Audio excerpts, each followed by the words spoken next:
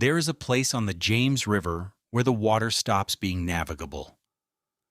The river drops over a shelf of granite, more than 80 feet of rapids across the 7 miles through the city, and no boat goes farther inland from there. William Byrd II stood at that line in 1737 and understood what it meant. Water falling over rock means power. Power means industry. Industry means a city. He was right. Within a century, Tredegar Ironworks sat on the south bank casting cannon. The Gallego flour mill rose 12 stories on the canal, the largest flour mill in the world.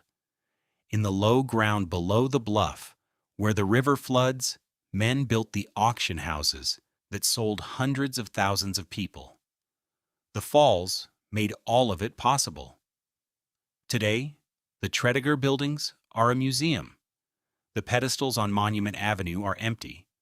The James still falls over the same granite, indifferent, as it always was. Chapter 1. The Town at the Falls. William Byrd II was not a city builder by temperament. He was a planter, a diarist, a man who kept a library of nearly 4,000 volumes at Westover, and wrote in cipher about his appetites and his prayers.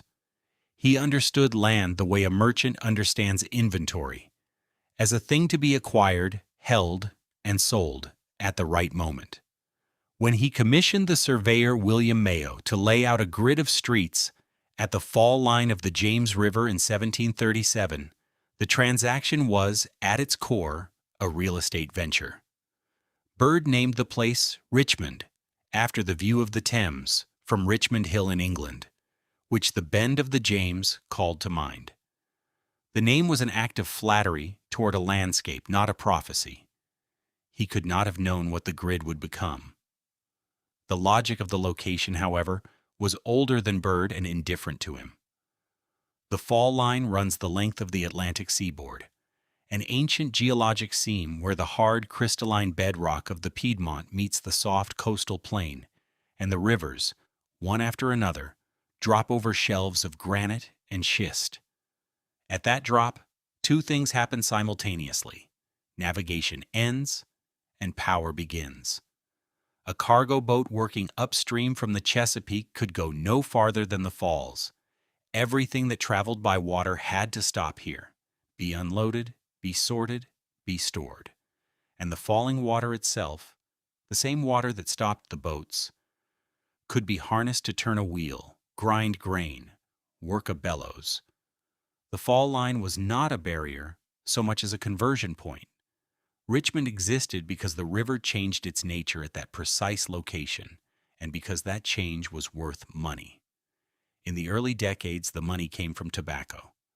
Virginia's planters moved their crop down to the falls, where it was inspected, warehoused in long brick structures on the low ground near the water, and loaded onto ships bound east. The James was the artery. The falls were the heart. When George Washington and others envisioned a canal that would reach past the falls and link the coast to the trans-Appalachian interior, it was Richmond's geography they were extending, its logic they were following westward. The James River and Kanawha Canal, dug by enslaved and free laborers across decades of effort, would eventually push 196 miles inland. The city at the falls became the hinge between Atlantic commerce and the American interior. It was, even then, a city that things passed through. Tobacco moved through, river water moved through, ambition moved through. In March of 1775, Patrick Henry stood inside St. John's Church on the hill above the James and addressed the Second Virginia Convention. The delegates had gathered in Richmond partly because the colony's western population had grown large enough to make Williamsburg feel remote. Henry spoke the words that every subsequent generation would memorize and few would have recognized in the room. "Give me liberty or give me death." The words were not unique. The room was not grand. What surrounded those words was tobacco money, Anglican pews, and the sound of the river below. 5 years later, in 1780, Virginia moved its capital from Williamsburg to Richmond. more central to a population spreading inland and farther from a British fleet that could run up the York River and threaten the old colonial seat. The calculation was practical. The symbolism was larger than intended. The following year, a British raiding force under Benedict Arnold descended on the new capital and burned portions of it.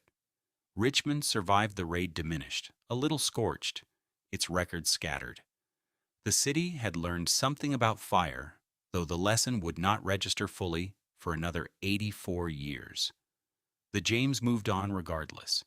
It had moved through the tobacco years, and through the revolutionary conventions, and through the British torches, and through the slow canal digging that inched its commerce westward. It did not accumulate history. It shed it. What Richmond was becoming.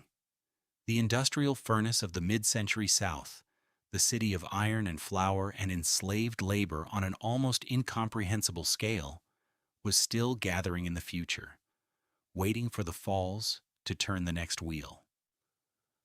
Chapter 2. Flour, Iron, and Flesh. The Falls turned the wheels, and the wheels turned money. By the 1840s, Richmond had organized its economy around 4 engines, each one feeding the others, each one drawing on the James. The water that powered the mills carried the barrels and moved the bodies. The first engine was flour. Around 1798, the merchant Joseph Gallego built his mills on the canal, and for the next 6 decades those mills expanded, floor by floor, until the Gallego complex rose 12 stories above the river, a tower of stone and commerce that was, by 1860, the largest flour mill in the world. Gallego flour and the rival Haxall flour had a singular property that no other mill could match. They could cross the equator without spoiling. The ships that carried Richmond's flour reached South America, crossed the tropics, arrived intact when other cargoes had rotted. Merchants in Brazil and Chile learned to ask for it by name. Richmonders began calling their city the Flour City, with the same civic pride men in other places reserved for cathedrals. The second engine was iron. In 1837, a new ironworks opened along the river and took its name from the famous works at Tredegar in Wales. The founders had brought skilled Welsh ironworkers across the Atlantic to run it, men who knew the forge the way others knew a language. Under Joseph Reed Anderson, who took control in the 1840s, the Tredegar Ironworks grew to 22 acres on the riverbank, making railroad iron, then locomotives, then cannon. By 1860, it was the largest ironworks in the South and the 3rd largest in the nation. It hammered out the metal skeleton of an expanding country. It was also, though no one said so plainly, the reason a future government would choose this city as its capital. Tredegar was too valuable to abandon, too powerful to ignore. The third engine was tobacco. Dozens of factories along the river received the raw leaf, pressed and processed it, packed it into hogsheads, and sent it back out into the world. The tobacco trade was Richmond's oldest commerce, the one that had preceded flour and iron, the one that had made the plantation economy legible to merchants and creditors. It had always required enormous labor. Much of that labor, in the factories and on the wharves, was performed by enslaved workers, men and women owned by the factories or hired out by their owners, whose wages went not to them, but to the men who held their papers. Which leads to the fourth engine. Shockoe Bottom sat in the low ground between the falls and the river, a few blocks from the flour mills, a few blocks from the tobacco factories. It was the second largest market for enslaved people in the United States, surpassed only by New Orleans.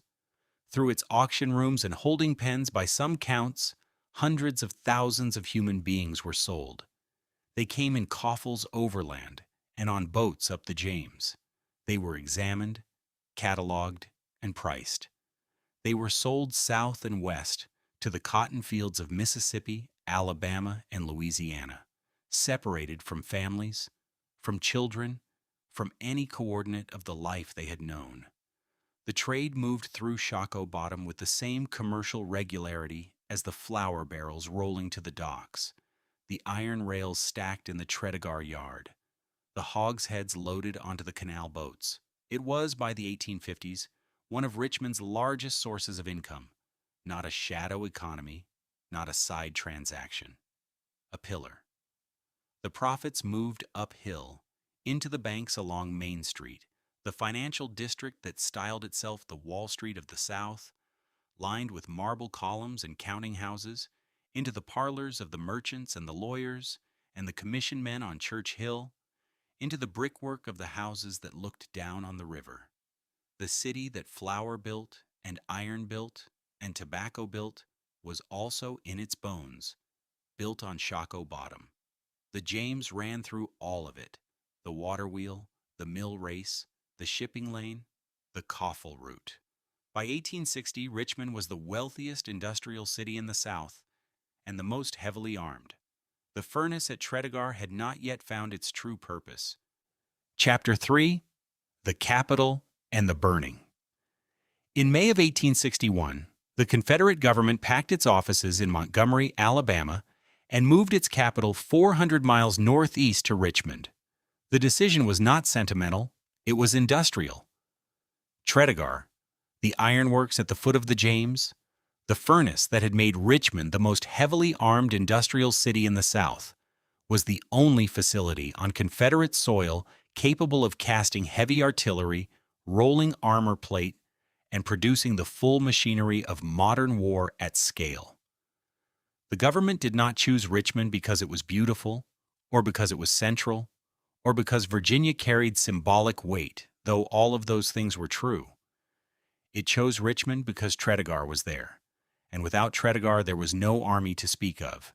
The asset that had made the city rich now made it indispensable, and indispensability made it a target. For 4 years, the furnace ran without pause. Tredegar cast the cannon that armed Confederate batteries from the Shenandoah to the sea. It rolled the iron plate that sheathed the CSS Virginia, the converted hull of the Merrimac, before she steamed out to break the Union blockade at Hampton Roads. It produced ordnance, rail car fittings, and the 10,000 small mechanical requirements of an army in the field. Richmond itself swelled around the works. Government clerks filled the hotels and boarding houses. Refugees pressed in from the countryside. Soldiers moved through the streets in columns, and prisoners moved through in chains. Libby Prison on the waterfront held Union officers. Belle Isle, an exposed sandbar in the James, held the enlisted. The city's population had roughly doubled. It was louder, dirtier, and more desperate than it had ever been in its years of flour and tobacco, and it was still holding. The Union's eastern campaigns were organized at their root around a single objective. On to Richmond, the phrase became a slogan, a rallying cry, a term of dark humor among soldiers who had marched toward the city and turned back so many times that the road itself seemed to resist them. For 4 years, the Confederate lines held a few dozen miles to the south and east. For 4 years, the city endured. It endured siege anxiety and inflation and food riots and the particular grief of a city that receives its dead by the cartload. It endured because the furnace kept running, because the army kept holding, because the geography of the James kept the killing at a remove. Then the lines broke. On April 2nd, 1865, Grant's forces pierced the Confederate defenses at Petersburg, and the war, for Richmond, effectively ended before nightfall. The Confederate government evacuated that Sunday. Jefferson Davis and his cabinet boarded a southbound train. General Richard Ewell, commanding the Richmond defenses, issued the orders prepared for this contingency. Fire the tobacco and cotton warehouses along the riverfront. Destroy what could not be carried. Deny the supplies to the Union forces marching in. The fires were set, the warehouses caught. The wind, moving through a dry April night, carried the embers where it chose. Warehouse ignited warehouse. The flames crossed into the business district, into the banks, into the commission houses, and the newspaper offices, and the dry goods stores. What had been controlled denial of resources became something else entirely. By morning, roughly 1,000 buildings were gone, the entire commercial core of the city reduced to a landscape of standing walls and collapsed floors. The burnt district, a square mile of ruin in the heart of the capital. The city that had learned something about fire in 1781 had not, in the end, registered the lesson. 84 years had not been long enough.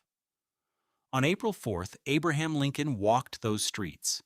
He moved through the smoke and reek and the rubble, past the still warm wreckage of the financial district, to the White House where Jefferson Davis had lived and worked. The crowds that gathered around him were largely the city's black residents, men and women who understood precisely what his presence meant. He sat briefly at Davis's desk. 2 days later, on April 9th, Lee surrendered at Appomattox. The irony was flat and complete.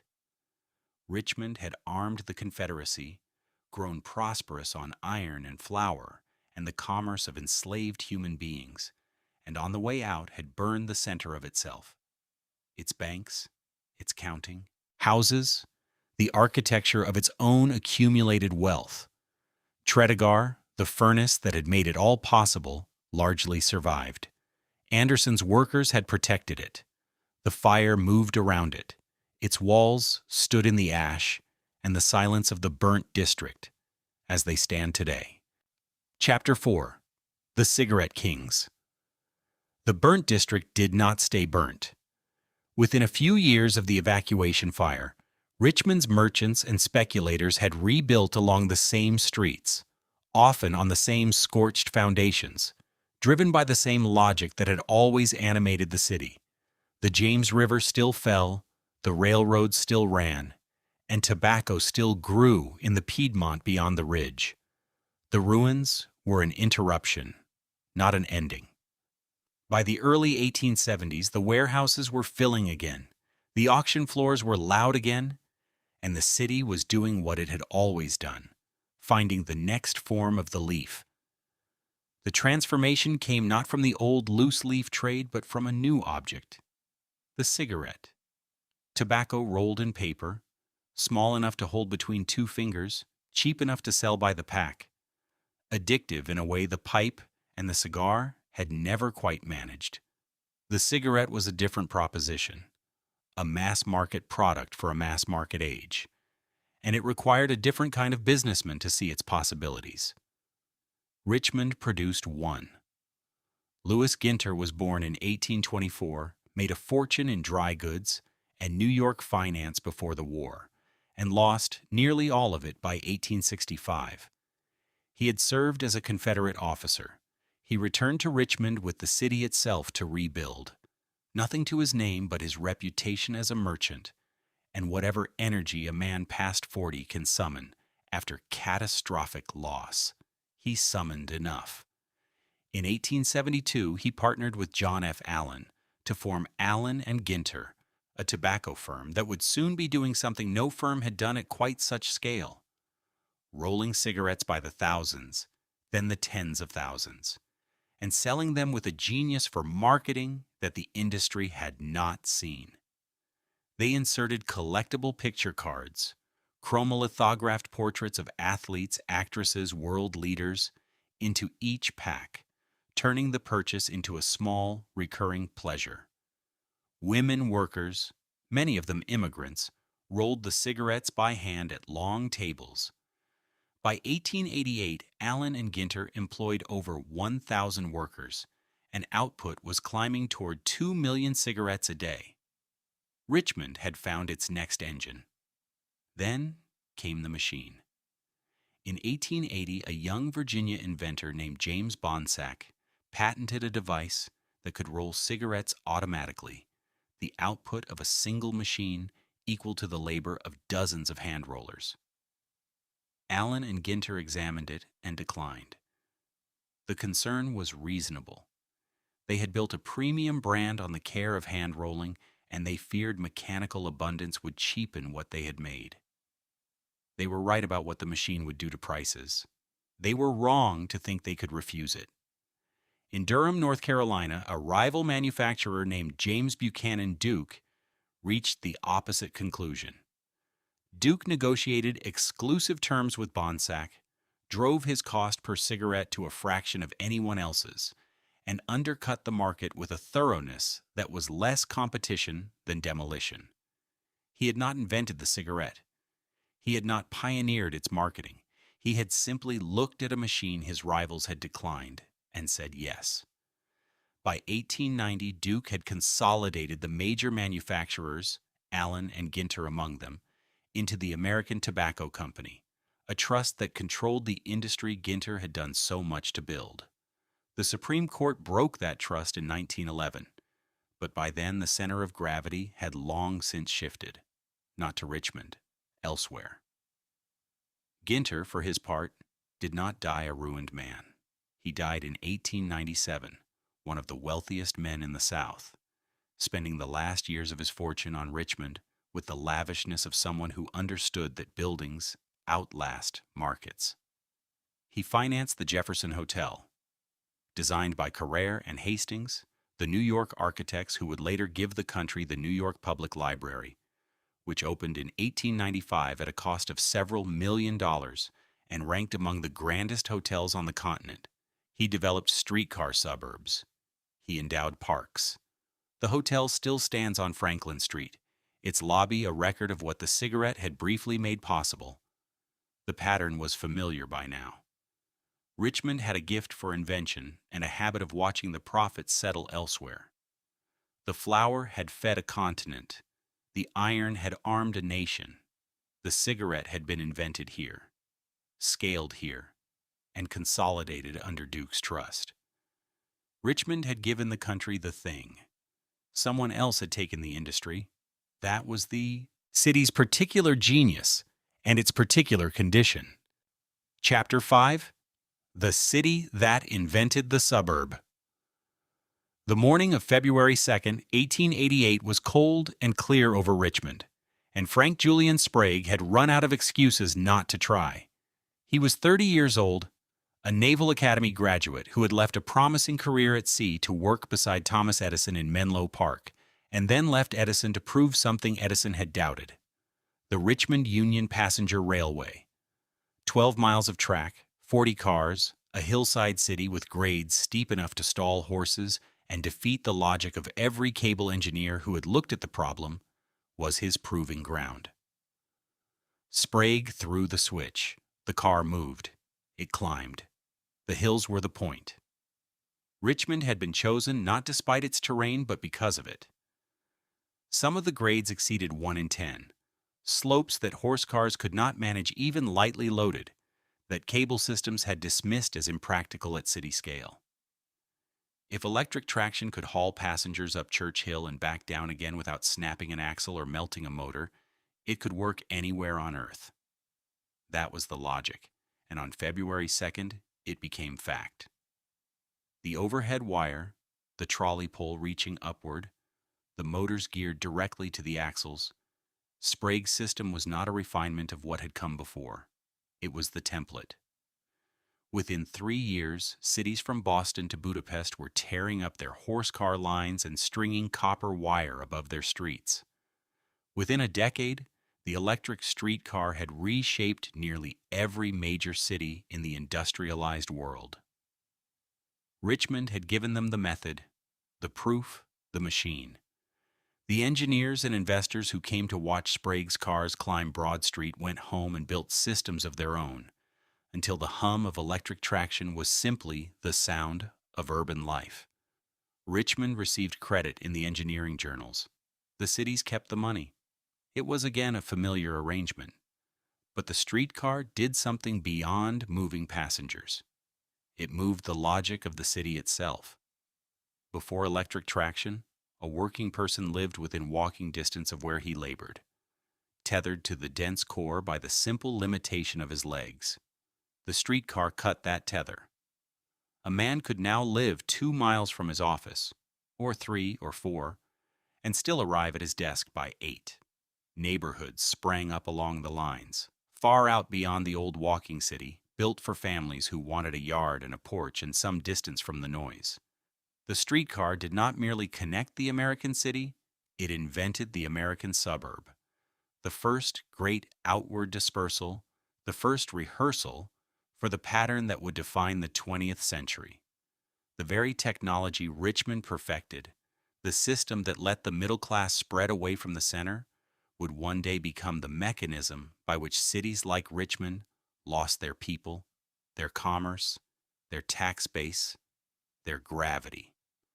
The suburb had not yet become a threat. In 1888, it was still a promise. But the clock had started. In the neighborhoods closer in, the streetcar opened other possibilities. Just north of downtown, connected now by the lines to the whole of the city, Jackson Ward was becoming something the country had not seen before. Not a quarter imposed from outside as a confinement, but a community built up from within as an assertion. Banks rose there. Insurance societies and fraternal organizations held their meetings in buildings they owned. The Hippodrome Theater brought national performers to a neighborhood that had its own economy, its own newspapers, its own professional class. People called it the Harlem of the South. People called it the Black Wall Street of America. Both names were accurate, and neither was sufficient. What Jackson Ward represented was the stubborn, unglamorous work of institution building in a city that had not made the work easy. Churches anchored the blocks. Businesses passed between generations. And somewhere in the ward, in those years of the 1890s, a woman named Maggie Walker was watching how banks worked and thinking about who they were not serving. A bank was coming. That story belonged to the next decade. Richmond had invented the machine that would move the world. The world was already moving. Chapter 6. A bank, a boulevard, and a Fed. Elizabeth Draper had been enslaved in Richmond. Her daughter, Maggie Lena Walker, was born in 1864 in the last convulsions of the war that would nominally end that condition, in the city that had been the second largest slave market in the United States. The arithmetic of that origin, what it cost, what it foreclosed, what it nonetheless permitted, ran beneath everything Maggie Walker would build. She came up through the Independent Order of St. Luke, a black fraternal and mutual aid society that insured its members against the costs of illness and death, the twin catastrophes that white institutions would not help them weather. By the time she was 40, she had reorganized the order's finances, expanded its membership across the South, and identified what the order's people needed most and could not find. They needed a bank. On November 2, 1903, the St. Luke Penny Savings Bank opened its doors on Broad Street in Jackson Ward. Maggie Walker was its president. No black woman in America had ever chartered a bank and served as its president. The bank was not a symbol. It was a mechanism. It held deposits. It made loans. It allowed black Richmonders to buy homes in a city where white banks declined to process their applications. It kept black money in black hands, circulating inside Jackson Ward, compounding across generations. This was the city that had sold human beings from auction blocks in Shockoe Bottom, that had built its antebellum fortunes on the bodies of the people it trafficked. The daughter of one of those people had built the instrument that redirected the flow.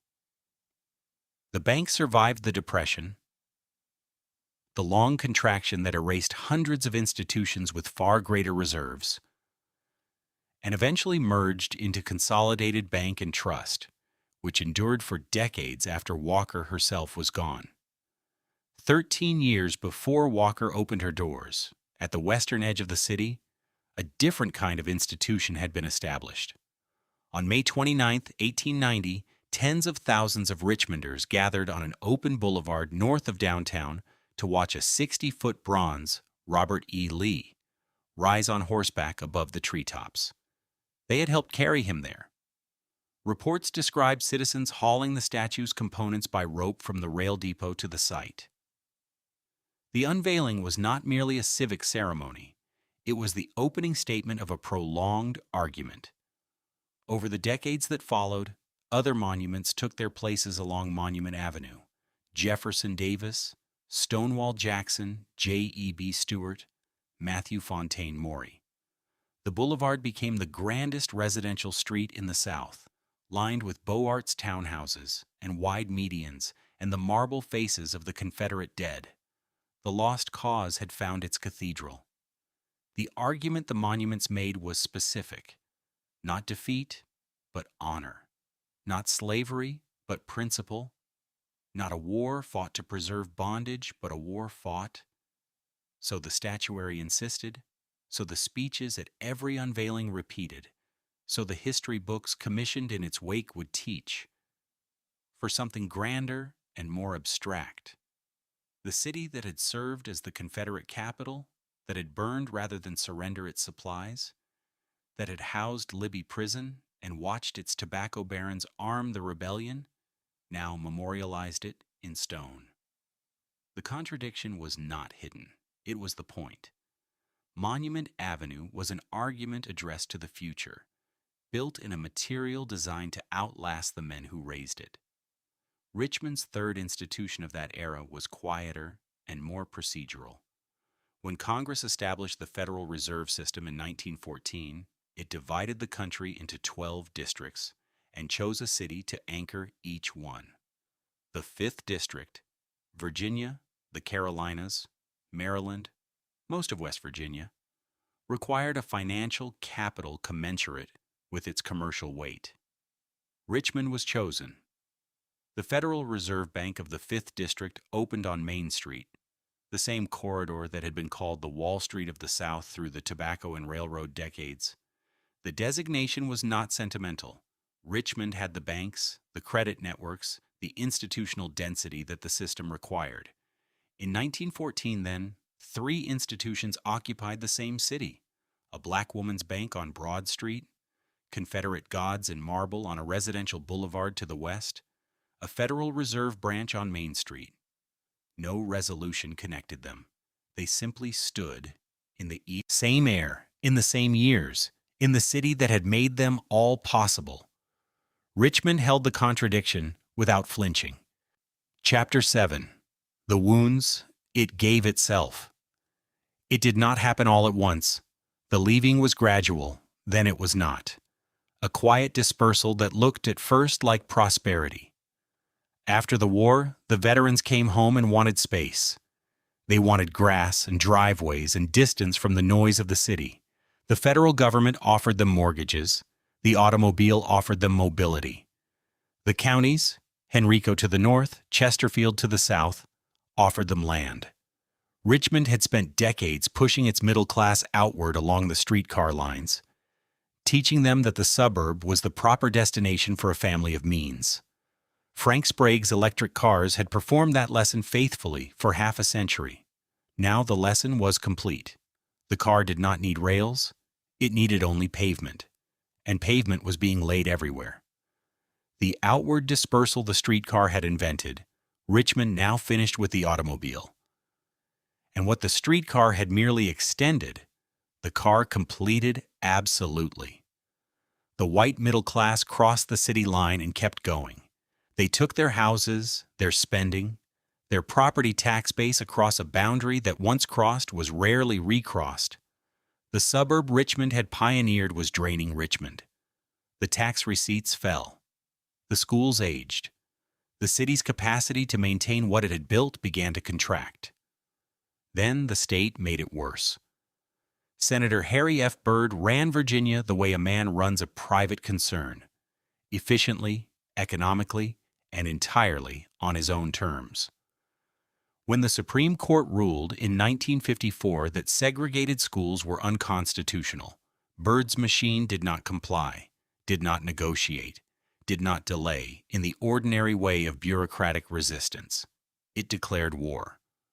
The policy was called massive resistance, and it meant what it said.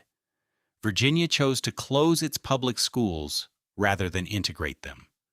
Some schools shut entirely in 1958 and 1959. The children went untaught. The institution stood empty. It was not defiance as theater. It was defiance as policy, sustained, deliberate, statewide. For the white families already uncertain about the city, the collapse of public institutions answered a question they had been asking quietly. They accelerated their departure. The county schools stayed open. The cities did not. The logic was brutal and clear. What flight could not accomplish on its own, concrete finished. In the late 1950s, engineers drew the route for the Richmond-Petersburg Turnpike, which would become part of Interstate 95. They drew it through Jackson Ward. There were other routes. The highway did not need to go there. It went there. Construction demolished hundreds of homes and businesses that had stood for generations. The storefronts and offices and insurance companies and publishing houses that had made Jackson Ward the most concentrated expression of Black economic self-determination in the South. The elevated roadway cut a concrete trench between the neighborhood and the downtown it had always bordered.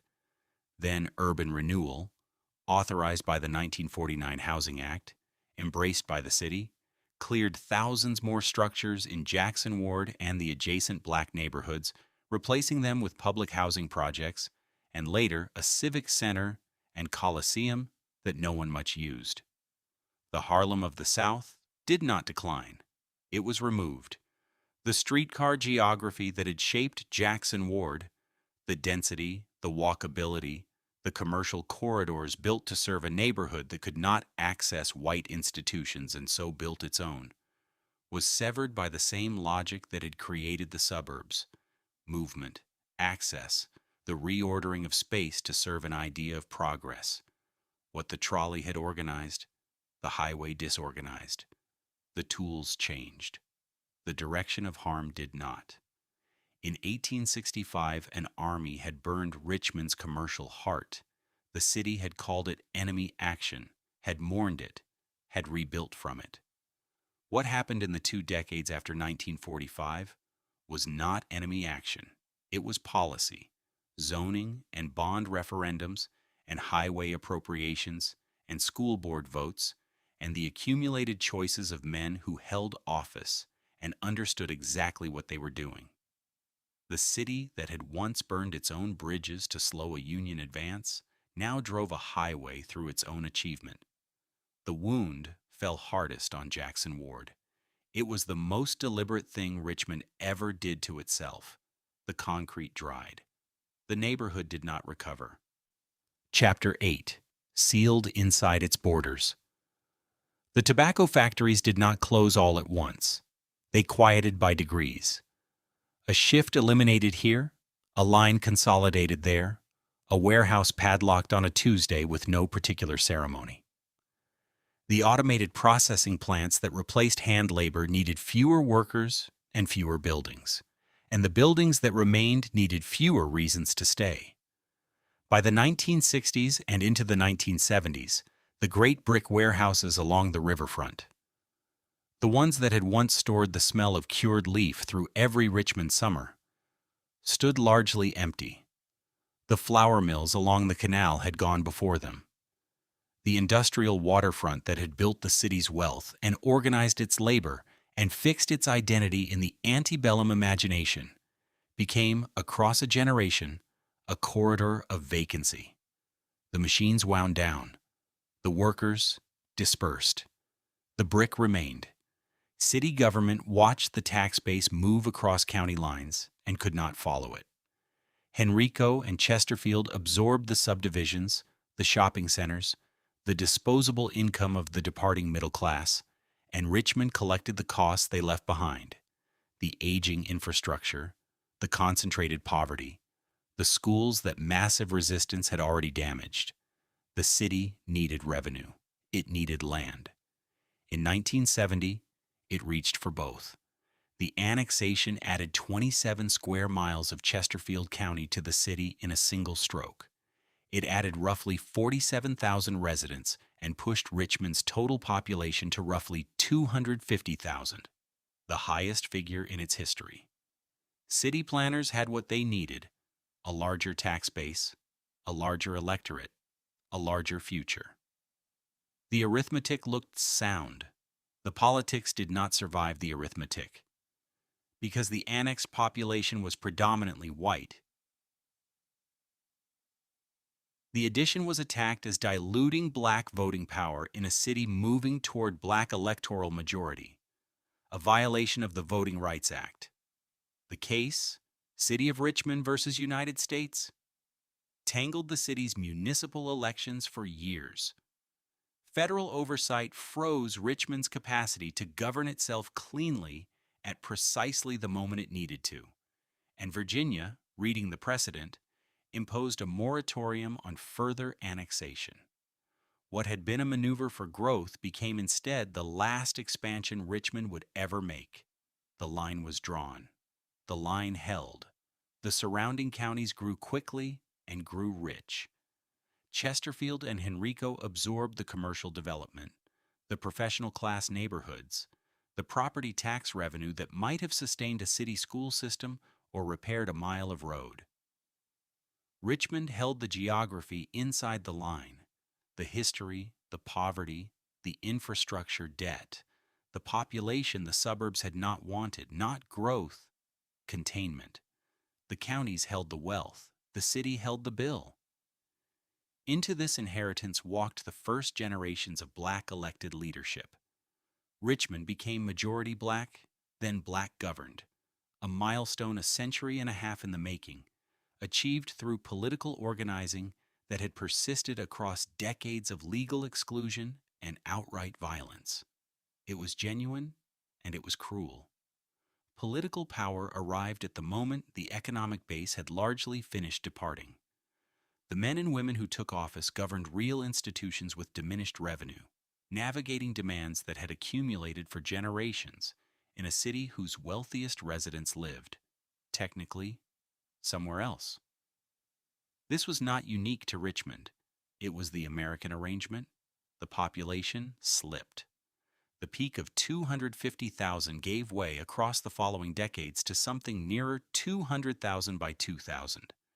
Downtown Richmond emptied after 5 o'clock most evenings, the office workers returning to the counties, the streets going quiet in a way that struck visitors as wrong for a city of that history and size.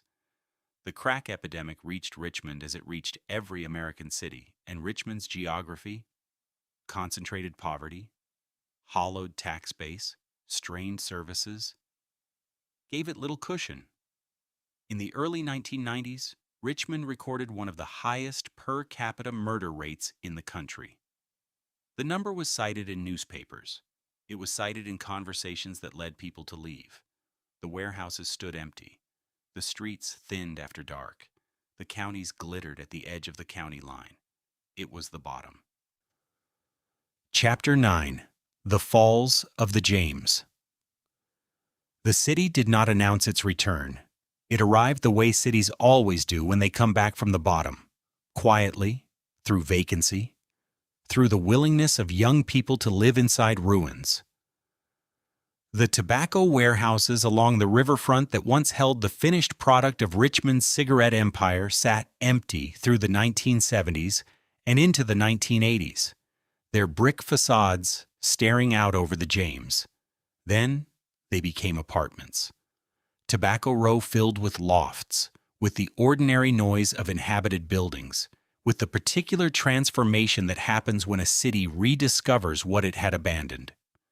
Scott's Addition, the old industrial district off the boulevard, followed in the 2000s. Breweries where machine shops had been, distilleries in the bones of warehouses, the same adaptive instinct that had always driven the place. Virginia Commonwealth University spread across the old medical district and kept spreading until it became the city's largest employer, tens of thousands of students walking the same blocks where Maggie Walker had walked, where Jackson Ward had once been whole. The money that had fled to the counties began, very slowly, to return. CarMax, Capital One's vast campus on the western edge, the Federal Reserve Tower rising again in the downtown skyline, its glass face catching the light above the old street grid. The population climbed again, back toward 230,000, and for the first time in 2 generations, the direction of the number changed.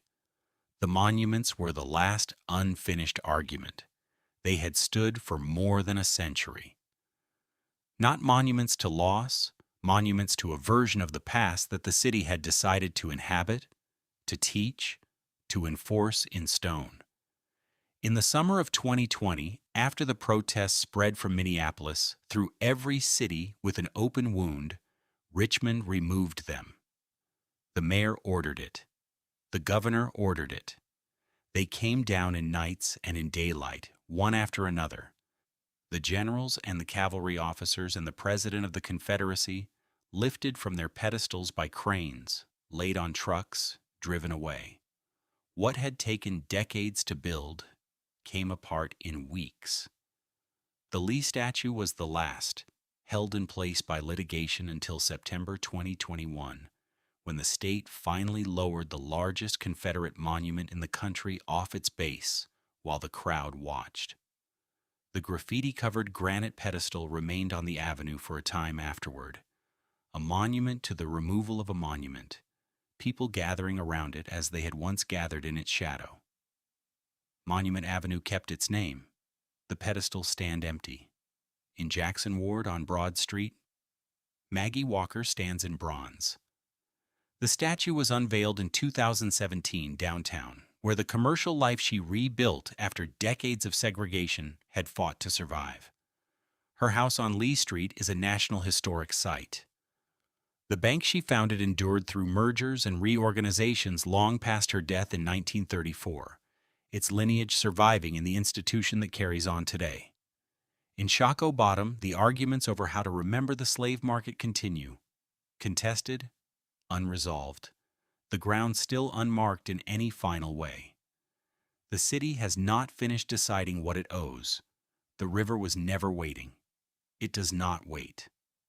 The James drops over the fall line, over the same granite ledges that stopped the ocean-going ships in 1607, that made a town necessary, that powered the flour mills and the Tredegar furnaces and everything that followed, without acknowledgement of what was built along its banks or what was lost there. The Tredegar ironworks buildings stand beside the water at the edge of the falls, brick and timber framing the American Civil War Museum, their walls among the few structures that survived the fire of April 1865. Brown's Island lies just offshore. The old canal runs parallel to the river, its towpath worn smooth. On certain mornings the water is white where it breaks over the granite, and the foundry walls are dark behind it, and the sound the river makes is not a narrative and not an elegy. It is the same sound it has always made. The water runs.